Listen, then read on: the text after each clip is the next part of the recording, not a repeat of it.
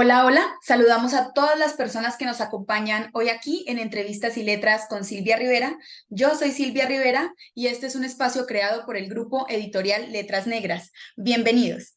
El día de hoy nos encontramos con el escritor Alejandro Lubiano. Él es radicado en México y nos acompaña hoy para hablar aquí de la fe de los desalmados. Alejandro, bienvenido.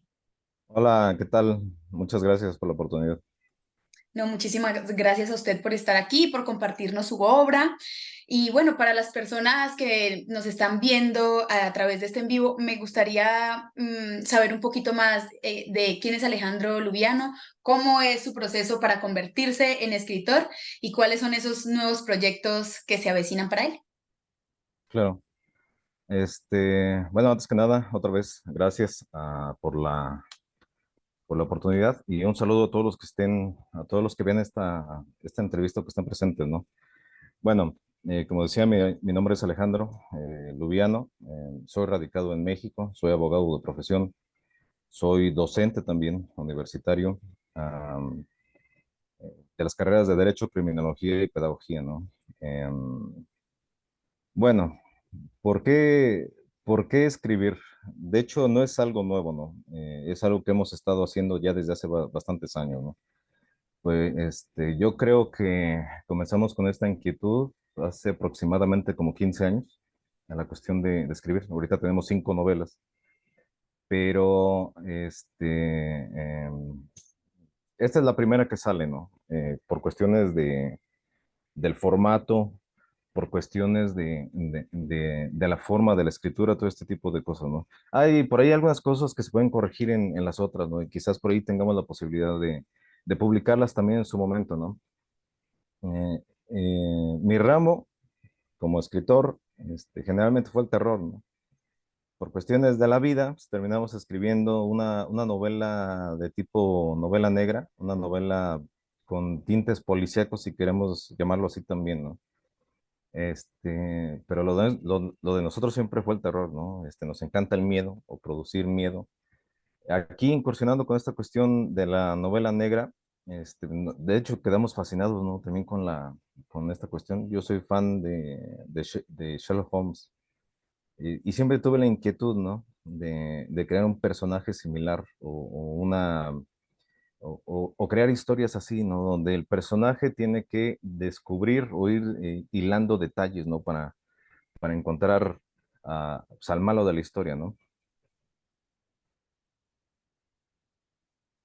Sí, bueno, me sorprende mucho que esté programado con una, digamos, con una bibliografía tan amplia con novelas por publicar. Realmente el trabajo de crear una obra es muy difícil, requiere mucho tiempo, mucha dedicación y ser docente y además abogado ha de mantenerlo saturado, al menos en el ámbito laboral, que me imagino que ha sido todo un reto para usted, la escritura de estas obras que tiene ahí. Sí, de hecho, yo creo que siempre con lo que batallamos va a ser con el tiempo, ¿no? Cuando nos dedicamos a varias cosas. Afortunadamente, hasta ahora hemos sabido organizar el tiempo, y es lo que nos ha permitido, pues, llegar a 5 novelas. Bueno, sinceramente, esta novela, La fe de los desalmados, no fue una novela que me llevara a un proceso extraordinariamente largo, ¿no? De hecho, fue una novela que escribimos en una semana, ah, aprovechando vacaciones, ¿no? Ya teníamos la inquietud de incursionar en este género, a marchas forzadas, ¿no? Salió la novela en una semana exacta, ¿no? O sea, hasta para mí fue increíble, ¿no? Ya viendo el resultado, teniendo en cuenta de que he estado escribiendo una novela desde hace 10 años y todavía no la termino, ¿no? Esta novela fue en una semana, pero fue una escritura, ¿cómo llamarla? Natural, o sea, no tuve que idear tantas cosas. Hay algunas vivencias personales, quizás eso es lo que me ayudó mucho en el proceso creativo, algunas vivencias personales, cosas que hemos sabido también, ¿no? De hecho, investigar para generar una trama o tener que recabar datos no fue tan necesario. La novela salió de una forma muy fluida, o mi forma de verlo salió sin contratiempos y sin detenciones. O sea, fue como escribir algo que ya sabía, ¿no? A final de cuentas, no tuvimos tanto problemática con eso, ¿no? Claro, es que cuando uno escribe atravesado por el componente autobiográfico, la escritura sale de manera más natural y usted está más consciente de la construcción de las historias porque muchas de ellas están atravesadas por las vivencias que uno tiene, entonces uno sabe cómo sucedieron y es menos complicado tener que poner al personaje en alguna situación porque pues ese personaje está atravesado por lo que uno vivió y hace eso como un proceso más orgánico, más visceral. Tú vas poniendo Claro, ahí y lo único que tienes que hacer es como ir dándole un hilo argumentativo que no se pierda tanto. Y es un buen proceso. Yo siento que como escritores deberíamos de aprovechar muchísimo la posibilidad de escribir atravesados por la autobiografía. sí, Si bien desde la ficción no tiene que ser que todas las novelas tienen que ver con uno y con lo que uno es como persona, pero sí es un buen recurso que permite precisamente eso, como más organicidad a la hora de escribir y que se facilite el proceso, porque cuando las obras no salen de ninguna parte, a veces te encuentras obras que son muy buenas, pero están puestas sobre la nada. Es ujú, decir, no termina uno de creer que los personajes existen porque les hace falta ese factor de realidad que a veces viene con la experiencia del escritor. Entonces sí entiendo claro, a lo que te refieres claro. con este proceso. Claro, aparte de todo, cuando hay vivencias personales, está la base emocional, ¿no? Ese aspecto emocional, bueno, es que de hecho escribir no es cualquier cosa, ¿no? O sea, no es algo que nosotros podamos decir que es algo que simplemente creamos, ¿no? Como por ejemplo, hacemos una olla de barro y ya creamos una olla, ¿no? Aquí entran completamente cuestiones de tipo emocional, ¿no? A veces esas cuestiones de tipo emocional te joden, o te permiten avanzar, ¿no? O te retrotraen, ¿no? O te comprimen, ¿no? Creo que eso es como un pintor, ¿no? También obviamente que plasma sus emociones y sentimientos en un lienzo, ¿no? Nosotros lo hacemos a través de la palabra. A veces nos compungimos, a veces nos entristecemos con lo que estamos escribiendo, ¿no? Porque pues, va la parte emocional. En mi opinión personal, esa parte emocional es quizás lo más trascendente del proceso creativo. Si no te involucras tú con tu novela o con tus personajes, va a ser una novela como comentas, poco orgánica. Sí, bueno, obviamente nosotros retratamos, a veces sin siquiera darnos cuenta, nos retratamos a nosotros mismos, a los personajes. A veces nos diseminamos en tres, cuatro personajes al mismo tiempo dentro de una sola historia, ¿no? O a veces nos enfocamos en un solo personaje. Por ejemplo, no todas mis vivencias o toda mi emocionalidad está enfocada en el personaje principal de la novela, en Eric Rojas, ¿no? Está diseminado en otros personajes. Eh, Quizás la parte matemática de la historia, que es el personaje principal, sí hay un poco de mí, ¿no? No suelo ser muy emocional, ¿sí? Quizás esa parte sea la que se retrata en el personaje principal, ¿no? Soy muy deductivo y de hecho por eso me encanta la cuestión de la investigación que realiza este personaje a lo largo de toda la historia. Me encanta la investigación, ¿no? Quizás no nos hayamos agarrado a balazos con nadie, ¿no? Pero de todos modos está esta posibilidad de investigación. De hecho, lo que nosotros plasmamos fue un método, o una forma de investigar quizás muy poco ortodoxa, en el sentido de los procedimientos y todo este tipo de cosas. Pero quizás es lo que en un momento de necesidad nosotros haríamos, ¿no? Sí, ya teniendo en cuenta que sí resulta de alguna forma, ¿no? De hecho, para concluir con este aspecto de las emociones, si no hay emociones en la novela, de las tuyas o de las propias, esa novela es una novela que va a pasar, o no va a provocar aquello que nosotros deseamos que el lector vea, ¿no? Las emociones son importantísimas. Sí pueden ser palabras, pero las emociones están ahí a final de cuentas, ¿no? La tristeza del autor o el enojo del autor, ¿no? ¿Qué más? El miedo del autor, ¿no? Siempre va a estar ahí, ¿no?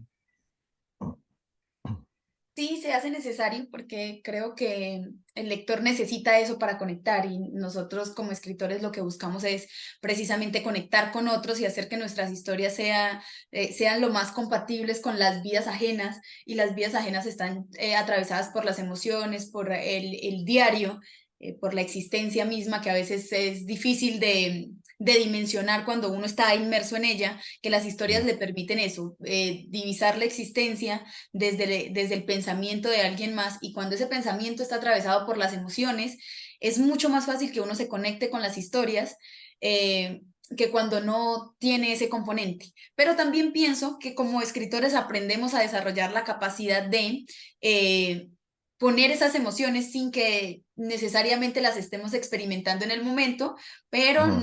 nos valemos del recuerdo, de lo que sea, para tratar de apresarlas y ponerlas en la escritura, pero deben estar de alguna u otra manera porque la escritura también se trata del pensamiento humano y como Claro, humanos no claro. podemos estar divididos entre estas dos cosas, estamos fundidos ahí entre emoción y razón. Entonces es importante que un escrito contenga ambas partes para poder conectar con el otro.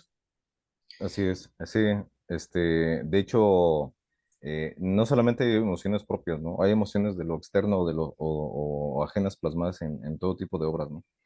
Eh, Aunque nosotros jamás en la vida hayamos experimentado algo específico, conocemos a alguien que sí lo ha experimentado, sí, y nosotros absorbemos quizás hasta el dolor de una persona, ¿no? Para poder matizarla en el papel, pues, ¿no? Bueno, ahora sí pasemos a lo que vinimos aquí.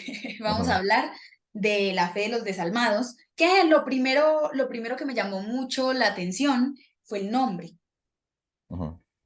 porque si bien leí la obra, le encuentro relación, pero del todo no le encuentro relación al título con el desarrollo de la obra. Entonces yo quería preguntar de dónde viene el título. Empecemos por ahí, de dónde viene el título y cómo lo vas relacionando aquí con la obra. Bueno, estamos hablando de, bueno, no sé si deba spoilear, ¿no? Eh, Estamos hablando de que hay un cierto grupo de sujetos con una forma de fe peculiar.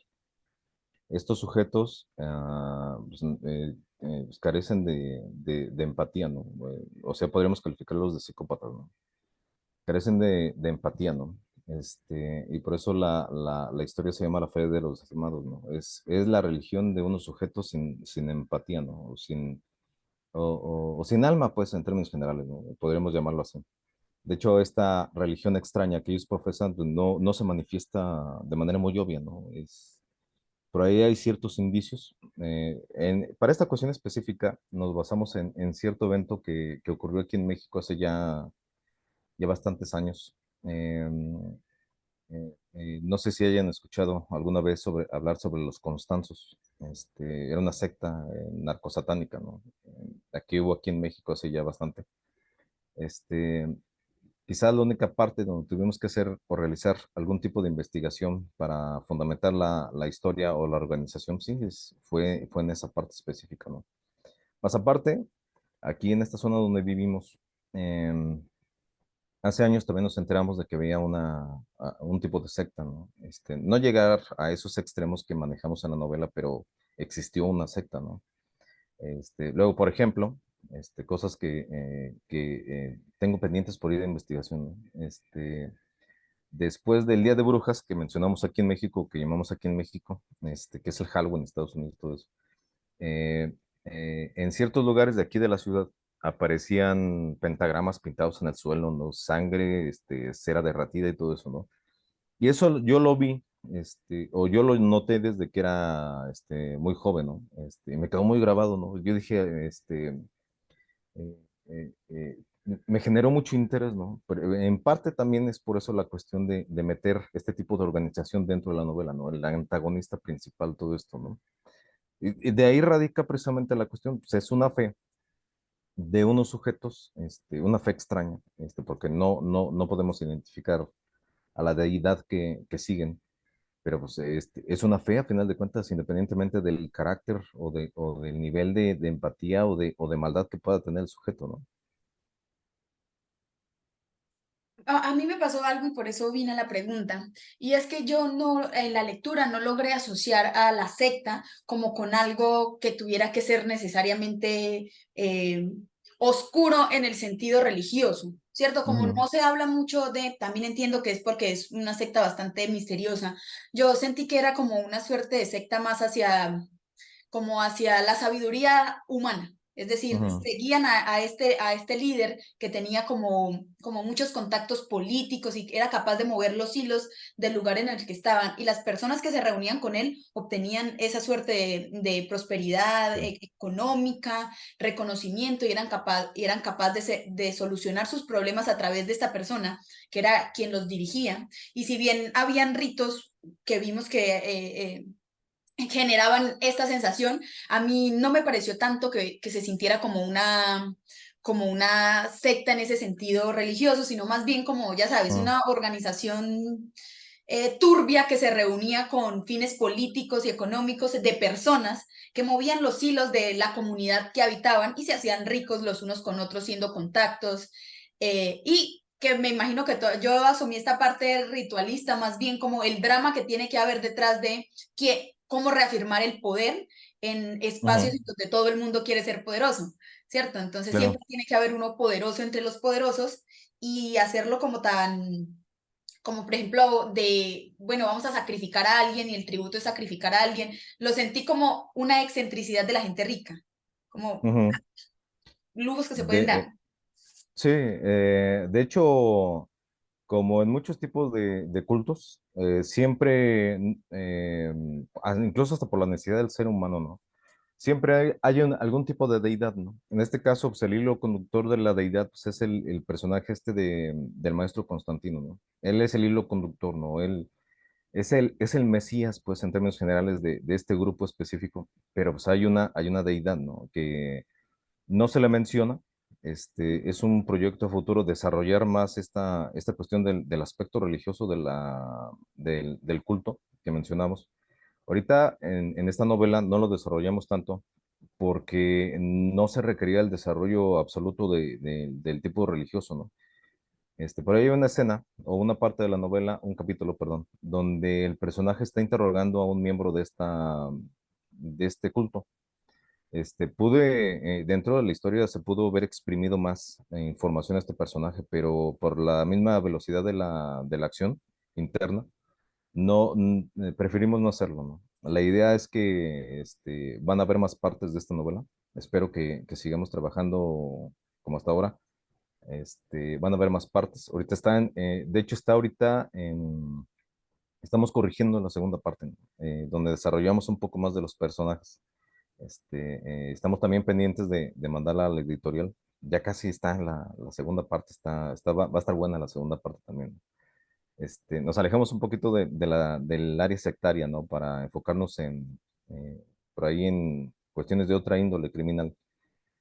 Pero sí, la idea de este culto es desarrollarse conforme se va avanzando con las historias, ¿no? O sea, si hay una religión, es una peculiaridad, porque eh, ni siquiera es satanismo propiamente dicho, ¿no? Es un culto muy peculiar que en su momento vamos a desarrollar de manera más profunda, ¿no? Me alegra que lo menciones, porque te lo quería comentar. Uno siempre está, uno como autor siempre, como lector siempre está muy dudoso de expresar sus dudas, pero a mí es precisamente me gusta tener la oportunidad de conversar con las personas que escriben lo que leo, porque ahí viene, claro. Entonces, ahora que me dices que hay más partes, yo sí tuve esa sensación cuando terminé la obra de que no se terminaba, que todos los personajes eran esbozados nada más, que Ujú, no se podía agarrar más de ellos respecto de, sino que era como un boceto inicial en donde todos pasaban y, por ejemplo, el personaje de Sonia, yo dije, bueno, no, Sonia es un personaje que requiere muchísimo más desarrollo porque también es como el equivalente a su personaje, a su compañero masculino, ¿cierto? Pero sí, no se desarrolla de ella mucho y es relevante en la historia porque si bien este personaje parece frío, distante, sin sentimientos, ¿cierto? Muy racional, Sonia es como su punto débil y Sonia debe ser un personaje que tiene que tener unas características particulares para que Eric la pueda tener en consideración dentro de su universo y que piense en ella a la hora de resolver los conflictos para que ella también esté bien, porque el Ujú. personaje se caracteriza por preocuparse por él y por su existencia, y los que están alrededor le van y le vienen un poco, contando incluso a Abel, a su hermano, Sí. que vuelve pues porque pasó lo que pasó. Entonces, claro, a mí me quedó esa sensación, yo dije, bueno, a mí me faltó conocer más de los personajes, por ejemplo, en las mudas en las mudas temporales, en donde podemos ir a la infancia de Abel y Eric, podemos ir a ver un poquito más de su infancia. Son mudas narrativas muy buenas que dan contexto, pero siento que como que el resultado de esas mudas narrativas no termina de darme el panorama completo para el resultado del personaje que obtengo Ujú. cuando es adulto, ¿cierto? Es un tipo bastante, digámoslo, criminaloso, que Ujú. está enredado en un mundo bastante turbio, pero es una persona que es muy inteligente, muy capaz y que el desarrollo de las circunstancias de su vida no son suficientes como para mí, como para que llegue a ese punto. Entonces, Sí. eso me tenía como muy pensativa y estaba pensando cómo abordar el tema eh, de que también siento que quedan cabos sueltos a lo largo de la historia, pero pues si bien en distintas partes, me imagino que ya Ujú. las partes estarán dedicadas de diferente forma a otros personajes. Claro, sí. De hecho, esta yo la considero como una novela presentación, ¿no? Es una novela que presenta personajes o que presenta una situación, ¿no? Con estos personajes. Pues, de hecho, más adelante nos volvemos a encontrar otra vez con este culto y con varios de estos personajes, ¿no? Ya siendo el villano individual de cada historia, ¿no? Por ejemplo, este asesino a sueldo, el gato, va a tener su momento de protagonismo también más adelante, ¿no? La secta vuelve más adelante también, siendo más brutal, ¿no? Más terrible todavía de lo que demostró ser, ¿no? Si nosotros nos ponemos en el contexto de la historia, nos damos cuenta de que Eric resuelve las cosas de la mejor manera que pudo. De hecho, o sea, lo vemos como que es casi casi de la suerte, ¿no? Que no gana, eso nos queda bien claro, ¿no? O sea, no derrota a la secta, no puede derrotarla y jamás la va a poder derrotar, al menos en estas circunstancias actuales de esta novela, ¿no? No gana, la secta tampoco gana o la secta tampoco pierde, pero se quedan como en un estado de empate, ¿no? Un empate, una tregua no declarada, ¿no? Pero pues, más adelante van a haber algunos cambios tanto en unos como en otros y pues vamos a tener que volvernos a enfrentar otra vez a la misma situación, ¿no? Y ahora sí vamos a ver quién gana, ¿no? Para mí esta es la clave de esta situación, ¿no? Con la secta y con Eric, ¿no? Sí, es una lucha de poderes porque de cierta forma el protagonista como que es en sí mismo una entidad de poder. Por todo lo que se viene desarrollando de él a lo largo de la historia, vamos viendo que él en sí mismo es como yo me lo imagino así como un John Wick o algo así, ultrapoderoso que logra salir de las circunstancias, pero que se enfrenta a cosas mucho más grandes y está aterrizado un poquito más a la realidad. Es decir, si bien Mm. sale librado bien de algunas situaciones en donde usted dice está peliculoso el ambiente, sigue teniendo bastante peso real que tú dices, uff, me siento tensa en esta situación del personaje. Pero también hay cosas que me han parecido muy interesantes que van ayudando al desarrollo del personaje. Y una de esas que yo te quería preguntar como por qué se da este desarrollo del personaje así es, ¿por qué decides que como que el arco de crecimiento o el impulso que necesita el personaje para ahondar en esta investigación y terminar conociendo a la secta y todo este espacio es el suicidio de su hermano, ¿cierto? Es muy raro Ujú. porque no tienen una relación de hermanos y por el carácter del personaje parecía ser que no le interesa mucho la cuestión, pero de momento empieza a desarrollarse la historia a partir de ahí. En otras historias son Ujú. otros, las mamás, el cariño de pareja, pero aquí es como la misma ausencia de cariño, es como el motor que termina llevando a este personaje a enredarse en todas estas situaciones que nada tenían que ver con él, porque tampoco es que tuviera sentimientos hacia su hermano. Ajá. Y Sí, eso bueno, como, ¿qué pasó ahí, no? Con el hermano, ¿no? Bueno, de hecho, el personaje de Eric es un personaje absolutamente carente de afecto, ¿no? Tanto de él hacia los demás como de los demás hacia él, durante toda su infancia, o prácticamente toda su infancia, ¿no? Obviamente, pues, siempre hay un hijo favorito, ¿no? Que los papás nos digan otra cosa, siempre hay un hijo favorito, ¿no? En este caso, pues se les hacía demasiado extraño a los papás, por eso no lo entendían, por eso no sabían cómo manifestar el afecto, ¿no? Que se supone que todos necesitamos. Pues todo lo abocaban, todo este afecto que no sabían cómo entregarle al hijo menor, pues se lo dedicaban o se lo entregaban por completo al hijo mayor, que era más fácil de entender. Mueren los padres de este personaje, y la única relación familiar o potencialmente afectuosa, pues es el hermano, es Abel, ¿no? Era la única conexión familiar o la única conexión que tenía con el pasado o con su pasado en la ciudad, en Torres.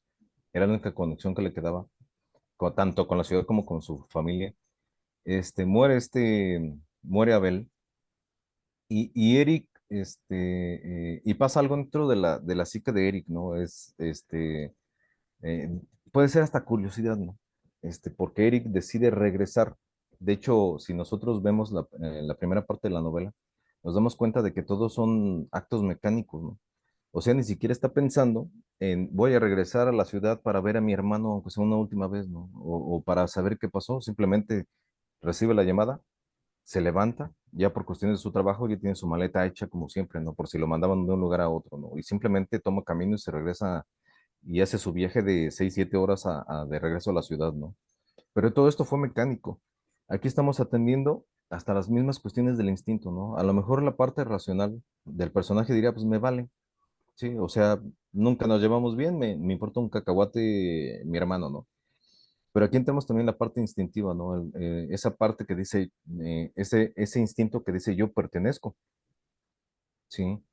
Yo pertenezco a tanto a un lugar como pertenezco a un grupo de personas, ¿no? En este caso la familia, y pues ya no queda nada de familia, pues mínimo tengo que ir, ¿no? Lo socialmente correcto, ¿no? Por decirlo de alguna forma, ¿no? No es que lo que se quisieran, no podemos decir que Eric quisiera a Abel o que Abel quisiera a Eric, pero también había manifestaciones de afecto mutuo, ¿no? Como por ejemplo el detalle de la navaja, o el hecho de que Eric se echara la culpa así de la droga que encontraron, ¿no? Siendo que era del hermano. O el detalle de la navaja, ¿no? Que Abel le entrega a Eric como pagándole, ¿no? Por haberse culpado o autoincriminado a sí mismo por la cuestión de las drogas, ¿no? Perdón. O sea, hay detalles, ¿sí? Abel muestra más preocupación, ya una preocupación paternal en el momento en el que faltan los padres. Pero Eric es una confusión constante, ¿no? O sea, tú no me mandas a mí, ¿no? Eres mi igual, eres mi hermano, ¿no? A pesar de que siempre fue conflictivo desde que los padres estaban. Pero si nosotros analizamos al personaje de Eric, nos damos cuenta de que algo se rompe dentro de él, ¿no? Mucho atrás, desde que era un niño. Ahí es donde se rompe todo. Cuando tuvo por ahí un conflicto con unos niños abusadores en la escuela, y él tiene que responder, pero con lógica, tengo que acabarlo, si no esta molestia nunca me van a dejar en paz, ¿no? A partir de ahí se rompe algo y de hecho hasta los mismos padres se dan cuenta de que a partir de ese momento el personaje es otro. O sea, sí era el niño reservado, pero a partir de entonces se vuelve el niño problemático, el niño que se aísla a sí mismo, ¿no? Y esa corriente o ese proceso mental de Eric lo acompaña durante mucho tiempo, ¿no? O el resto de su vida, ¿no? Algo se rompió en ese momento, ¿no? No es que Eric no los quisiera en realidad. O sea, sí tenía afecto, sí tenía necesidad de ellos, y quizás esa parte instintiva de nosotros o del personaje de Eric es la que lo hace regresar. Quizás a esta cuestión de la pertenencia se une la curiosidad y más tarde también se une la necesidad pues, de la venganza, ¿no? O de hacer pagar a aquellos que pues, le hicieron daño al hermano, ¿no? pues sí, mm, Pues igual, igual ya analizándolo desde la perspectiva que es la primera de, de varias partes, entendería pues que el personaje está destinado a crecer muchísimo más y que ahorita no se puede ver porque simplemente están como para esta historia es como para picarnos la curiosidad respecto del personaje, que empieza uno a pensar que tiene cierto tipo de psicopatía Ujú, extraña y que lo acompaña y de la que ni siquiera él mismo es consciente, siendo él se habita como una persona común y corriente, un poco abstraída de los demás, pero aún así sigue llevando una vida aparentemente normal, ¿cierto? ujú. De delincuencia, una vida Sí, aparentemente normal de delincuencia. sí, Eso delincuente. Ajá. también es muy curioso que termine siendo pues un delincuente. De alguna Sí, forma podríamos haberlo puesto en otras circunstancias, pero ayuda al desarrollo de la novela más adelante porque eso hace que pueda librarse de alguna forma de morir a manos de la secta, ujú, porque tiene experiencia, es muy listo y además de ser listo ya ha tenido que pasar por otras situaciones en donde se ha visto envuelto en asuntos turbios y creo que no le asusta por eso del todo ujú, enfrentarse a la secta, aunque al final vemos que está también al igual que Sonia, está lleno de miedo de no poder lograrlo, porque si bien es muy listo, al ser muy listo también sabía que las posibilidades de enfrentarse a la secta y sobrevivir eran mínimas. más bien pocas. Así ¿Mm? es. Entonces, entonces, eso sí como que te tiene ahí en vilo. A mí la historia, como te digo, a mí la historia me dejó como ahí esperando un poco más, pero la forma en la que está escrita me gusta mucho. La prosa está chévere, está muy digerible, entonces tiene buen ritmo, siempre están pasando cosas y tú sigues al personaje para donde va, él se escapa, está investigando aquí, está investigando allá, todo está pasando, entonces eso hace que el ritmo de la novela, al igual que la prosa, sean buenos, entonces no es como que una novela ladrilluda, como le llaman por ahí, difícil de Ujú. abordar, no. Me gusta también lo que hiciste con las mudas temporales. Me hubiera gustado ver un poquito, de pronto, mudas de realidad que tuvieran que ver más con la secta, porque claro, también me Ujú. quedé corta en quién es la secta. Por ahí se menciona a una deidad cuyo nombre no sé pronunciar, que me gustaría que me colaboraras con ese nombre. ¿En qué parte serían? Es que como un nombre antiguo para mencionar ¿Al una... ojo flamígero? Cuando mencionamos al ojo de fuego, que aparece en el estandarte. No. Eh, estoy entrando en un momento de... Me parece, bueno, sí, lo mencioné, fue a un personaje del Señor de los Anillos, ¿no? A este Sauron, cuando me hacía referencia a lo que es el ojo flamígero, ¿no? No, yo estaba pensando en otra cosa, pero en este momento creo que no estamos llegando al punto de esta mención, que creo que Ujú. soy yo la que está un poco perdida en ese sentido. Pero, según yo, se hacía mención a un personaje antiguo, pero no se adentraba mucho en él, solamente se Ujú. mencionaba por encimita y se seguía de Sí, largo. las analogías nada más, ¿no? Para la comprensión de Eso, sí, como situaciones, ¿no? para tratar de generar el ambiente de la secta, pero también se queda corto el desglose de la secta, Ujú. porque tú estás interesado en, ya, o sea, esta parte está muy bien narrada, la parte en donde están en el ritual y hay como toda esta posesión dionisíaca de los personajes, que es de donde sale el video con el que Eric logra realmente al final salvarse el pellejo. Sí. ¿Cierto? Esta escena está muy bien narrada y ahí nos da un poquito más de idea de lo ritualista que es este grupo y que le gusta ser muy dramático a la hora de festejar o a la hora de conectarse con su, ¿cómo ¿Deidad? le llamaría eso? Con su mundo sectario, es muy Ujú, ritualista, pero no se menciona mucho más de la secta. Entonces ujú. también siento yo que ahí uno como lector del primer tomo se queda como con todos, como que todos los cabos quedan abiertos.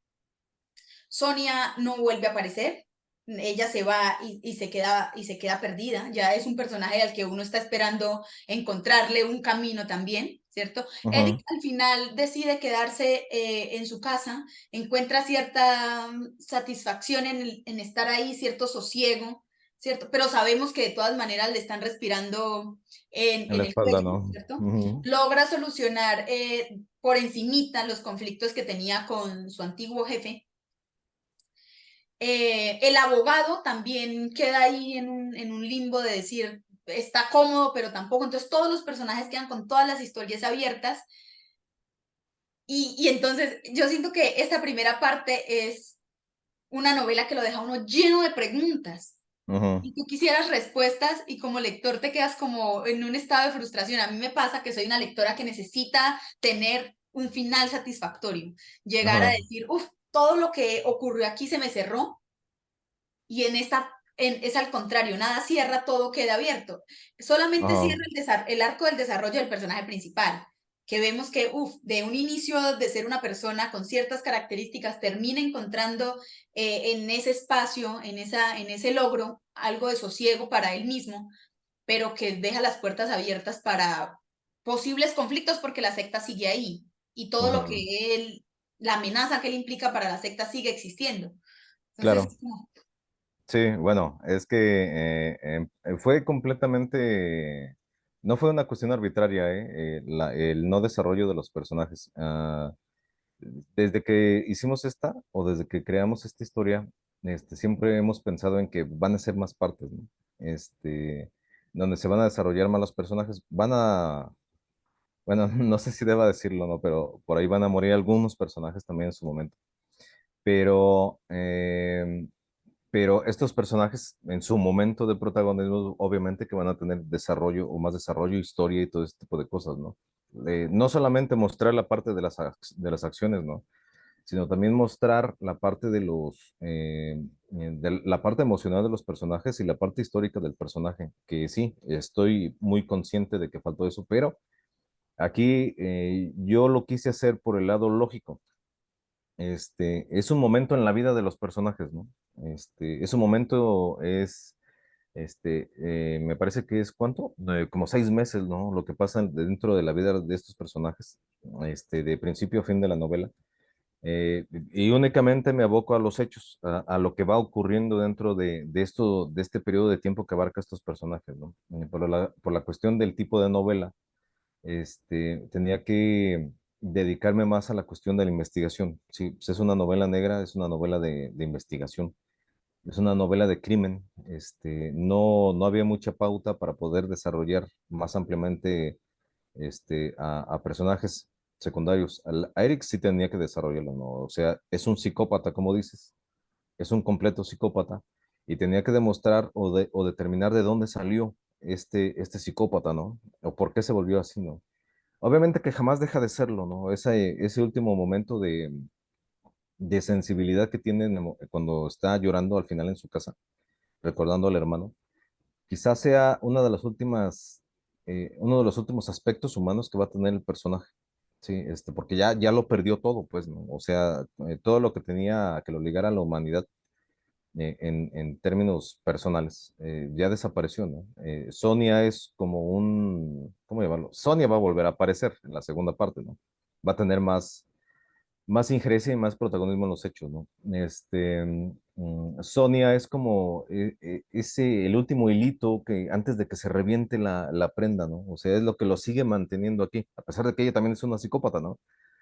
Este, em, pero es eso, ¿no? Los personajes no se desarrollaron de manera sobreabundante porque es una novela negra, ¿no? O sea, requerimos acción, requerimos investigación, requerimos del suspenso, del misterio. Hay unas partes, perdón, hay unas partes que en su origen iban a ser o tocar ya cuestiones más sobrenaturales, ¿no?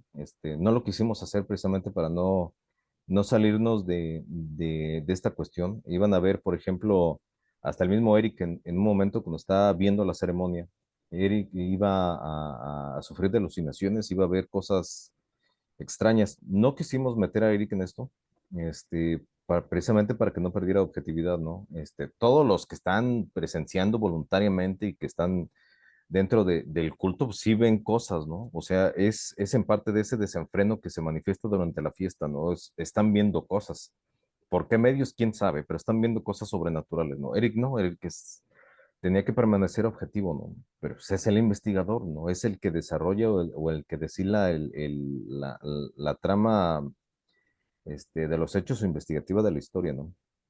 Sí va a haber más desarrollo de personaje en los demás, sobre todo de Sonia del personaje del abogado, de este Amador Machado, van a haber más desenvolvimiento, más desarrollo de historia, ¿no? Son personajes de los principales, van a tener su relevancia también más trascendente en lo venidero, ¿no? En las siguientes historias. Lo bueno es que los personajes tienen bastante potencial, es decir, con los diferentes hilos que vas abriendo, hay la posibilidad de que los personajes estén enredados de muchísimas formas para muchos conflictos. Me parece curioso que pongas al investigador también, no como alguien bueno, por lo general en la novela negra el investigador es alguien bueno y en este caso es, ya sabes, el más dañado, los dañados, quien termina haciendo este papel de investigador de alguna forma como en la novela policíaca, pero sin este componente tan gringo de decir que, ay, es que Ujú. el investigador es el bueno y es el único que puede resolver un crimen y llegar a conclusiones porque pues él es puro de corazón y etcétera, etcétera, etcétera. Eso es un punto bueno porque le da al personaje principal mucha flexibilidad, es decir, no está amarrado bajo las convenciones sociales del ser bueno, pero Ajá, tampoco está enmarcado absolutamente en que sea malo. Es un personaje que si bien es psicópata, decide ciertas cosas, decide empatizar con ciertas cosas. No sé si empatizar porque no sé si realmente el personaje pueda empatizar, pero al menos sí racionalmente se organiza para decir, bueno, para estar bien yo tengo que tener ciertas cosas que me sirvan como respaldo, entre ellas está Sonia, entre ellas está estos y estos personajes que me van a servir para algo en esta búsqueda, digamos, que lleva el personaje. Y eso lo claro. hace un personaje rico en posibilidades. Y un personaje con tantas posibilidades puede dar muy, muy buenas historias. Entonces, creo que vas por muy buen camino, creo yo. Ujú. Gracias. Sí, de hecho, el personaje, pues, es un personaje completamente neutro, ¿no? O sea, no es ni bueno ni malo. De hecho, de manera personal, para mí no existe ni lo bueno ni lo malo, ¿no? Simplemente existen los actos humanos. En este caso, pues, el personaje lo desarrolla, pero de manera muy profunda, esta falta de códigos morales, ¿cómo llamarlos? Socialmente aceptables, ¿no? No tiene ni siquiera un código moral, ¿no? Como puede asesinar a alguien, puede no hacerlo, ¿no? O puede tener un momento de intimidad sentimental sin ningún problema, ¿no? O sea, depende de las situaciones o de las circunstancias. Y quizás aquí el lector se dé cuenta de que el personaje muchas veces en sus evoluciones mentales pues, se está autoengañando, ¿no? También. Si no, no haría nada, ¿no? La parte de esta del autoengaño sobre que debo hacer esto es bien importante porque si no el personaje no reacciona o no actúa, ¿no? Simplemente lo hace porque cree que debe de ser así, ¿sí? Este, y pues es parte de su psique, ¿no? Es parte de esa psique completamente neutra que no determina ni lo bueno ni lo malo, simplemente hace, ¿no? Según las circunstancias o las situaciones, ¿no? Es un buen punto de desarrollo. Por ejemplo, cuando logras hacer la distinción entre como la máscara que usa el personaje. Estamos hablando del personaje y luego el narrador entra a hablarnos un poco de cómo trata de fingir ciertas emociones para estar acorde a las situaciones, como cuando le cuentan que la prometida de su hermano también se suicida y trata de Ujú, mostrarse sorprendido y todo. Ahí uno entiende que el personaje tiene que pensar incluso cómo debería proyectar una emoción que no conoce. ujú, Por ejemplo, ese es siento yo que es un espectro bastante grande en el que puedes trabajar y es esa necesidad de este personaje de entender las emociones, pero no sentirlas. O sea, no puede sentir nada, pero tiene que impostarlas. Y eso ujú. requiere muchísimo trabajo para poder realmente ser convincente. porque siento yo que el psicópata necesita eso. Si bien no puede sentirlo, tiene que ser gran fingidor de las emociones. Tiene que Ujú, saber sí, fingirlas muy bien y saber cómo hacerlo para no verse extraño en circunstancias como, ¿sabes qué? Esta también se suicidó muy similar a cómo se suicidó tu hermano. Y como, bueno, cómo reaccionar a eso, creo que es algo en lo que podías trabajar en las siguientes sí, novelas sí, bastante bien y que le darían al personaje ya este carácter mucho más establecido, porque ahorita todavía lo siento yo como que es dividido un poco, ¿no? Entre ujú, todavía siento que tiene algo humano que me conecta con el personaje y me hace pensar que es una persona aparentemente normal. En un principio yo dije, bueno, es una persona un poco meticulosa, rarita, inteligente, pero por el mundo hay mucha gente por ahí meticulosa, rarita e inteligente, pero luego uno se va dando cuenta que el personaje empieza a tornarse un poco más perturbado y creo que podías ahondar muchísimo en la perturbación del personaje y no solo en la perturbación, sino también en qué lo lleva a ser tan perturbado, porque siento yo que pelearse y no tener mucho cariño lo puede afectar a uno en la infancia, ¿sí? ujú, Puede llevarlo al punto de la delincuencia, de escoger esa vida porque se siente más identificado con un mundo más hostil y difícil, pero para el desarrollo de esta psique perturbada, tiene que haber un punto de quiebre sí. brutal. Porque aquí, por ejemplo, se mueren los papás, pero el tratamiento de la muerte de los papás también es como más bien Intrascendente, ¿no? eso, intrascendente, pero uno entiende que es precisamente como está narrado desde la perspectiva de Eric. Eric lo ve como, bueno, pues ya murieron, ya que fue, ya ni modo que pueda hacer algo más, pero no se convierte en el punto de quiebre total que uno diga, No. bueno, fue la muerte de sus papás la que lo convirtió en esto, ¿cierto? ¿Qué Ajá, es eso? Siento yo que le hace falta ese núcleo en donde usted diga que uno puede empatizar con Eric, aun cuando es un psicópata, ¿cierto? Que se ujú, va por el mundo como en esta niebla, que usted puede empatizar de decirnos que hubo ese momento en donde el personaje absolutamente tiene todo el derecho a convertirse en lo que quiera porque está ajá, justificado para mí como lector. ujú, Esas son como opiniones desde mi perspectiva como lectora, ¿cierto? Y uno siempre como lector quiere que le den más, quiere más. que le den Sí. todo el contexto completo para poder estar satisfecho. Ajá.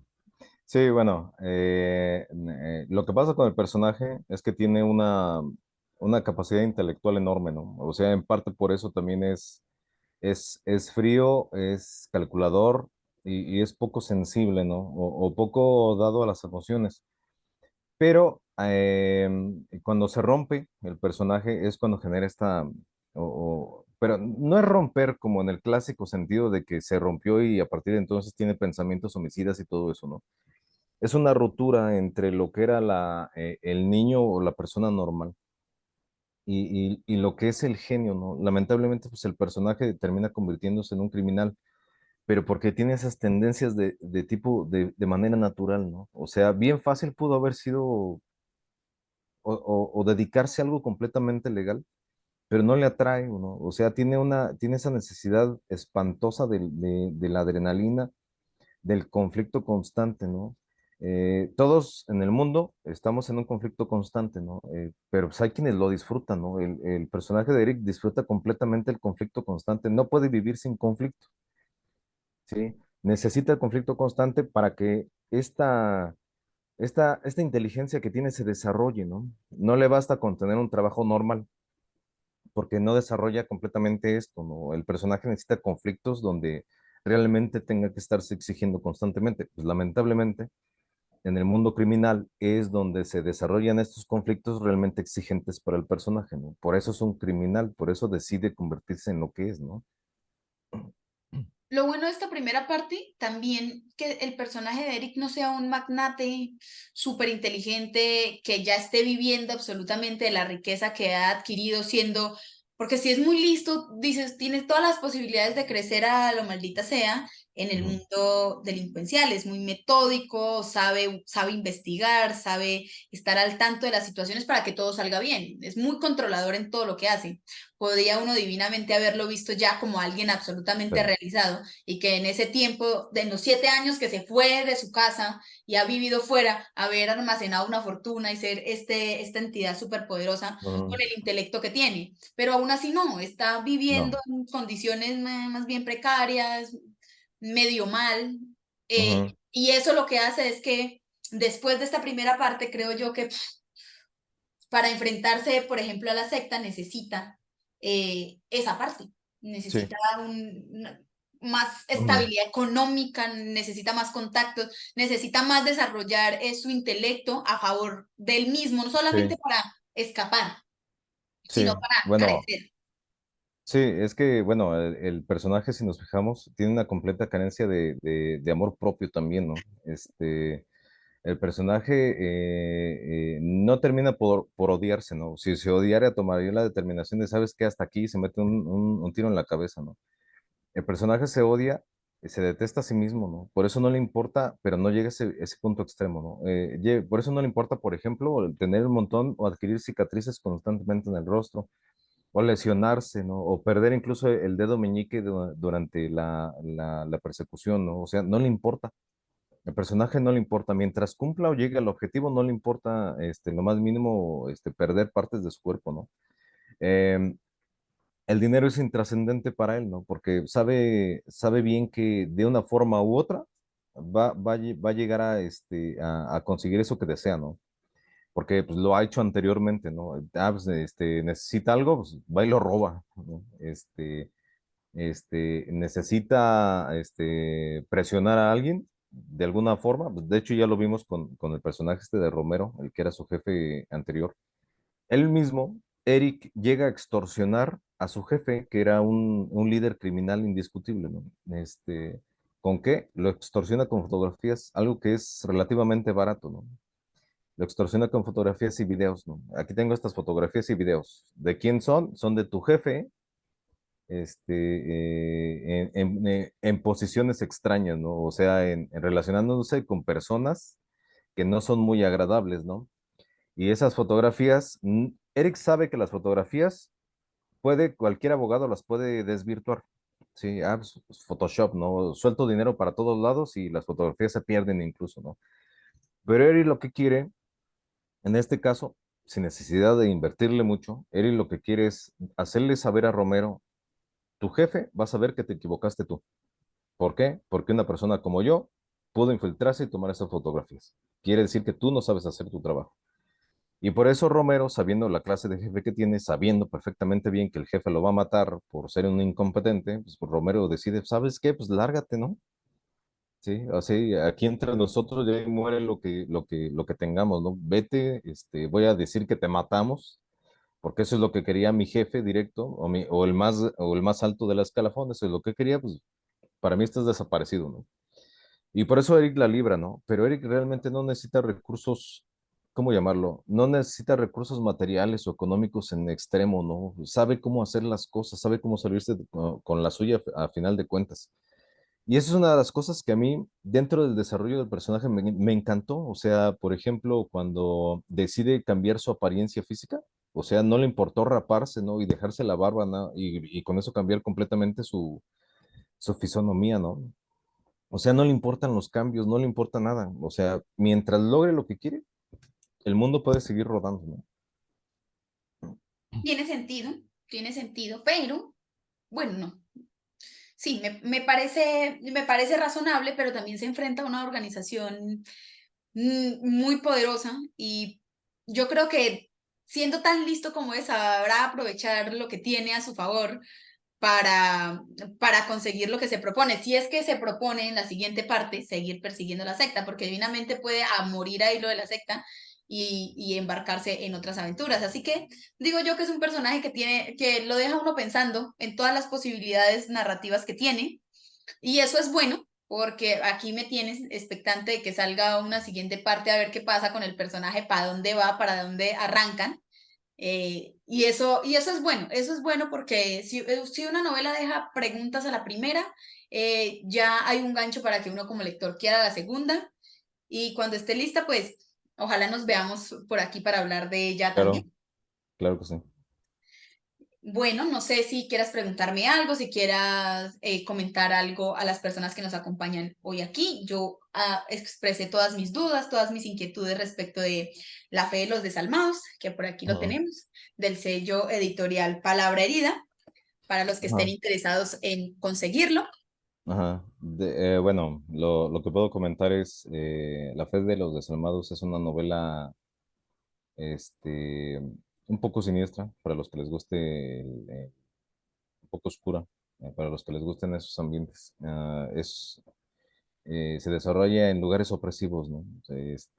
Pero a lo que vamos con esto es, pese a lo oscuro o pese a o lo opresivo que pueda ser un ambiente, la novela va hacia el aspecto de la justicia, ¿no? O sea, vivimos en este aspecto, ¿cómo llamarlo? Nebuloso, oscuro del mundo, pero sin embargo, hablamos de valores, ¿no? En este caso, pues, es hacer justicia como sea, ¿no? A pesar de todas las cosas siniestras que pasan a nuestro alrededor, de todo lo absurdo que pueda tener este mundo para con nosotros, siempre va a existir la verdad y este aspecto de la justicia, ¿no? A pesar de que el personaje no es muy humano, el personaje hace justicia de la forma en que puede o de la forma en que sabe, ¿no? Y creo que a pesar de que un personaje criminal tenga o se vea capaz de hacer justicia, pues yo creo que eso debe de ser o debe de darnos esperanza a todos, ¿no? O sea, sí se puede, a final de cuentas, tener esperanza en este mundo nebuloso, oscuro, siniestro y absurdo, ¿no? En el que vivimos. Bueno, Alejandro, muchísimas gracias por acompañarme hoy aquí en Entrevistas y Letras. Yo creo que esto fue todo por el día de hoy. Muchísimas gracias a las personas que también están aquí y que están disfrutando de esta entrevista. No olviden, bendita sea la literatura y hasta pronto. Nos vemos. Hasta luego.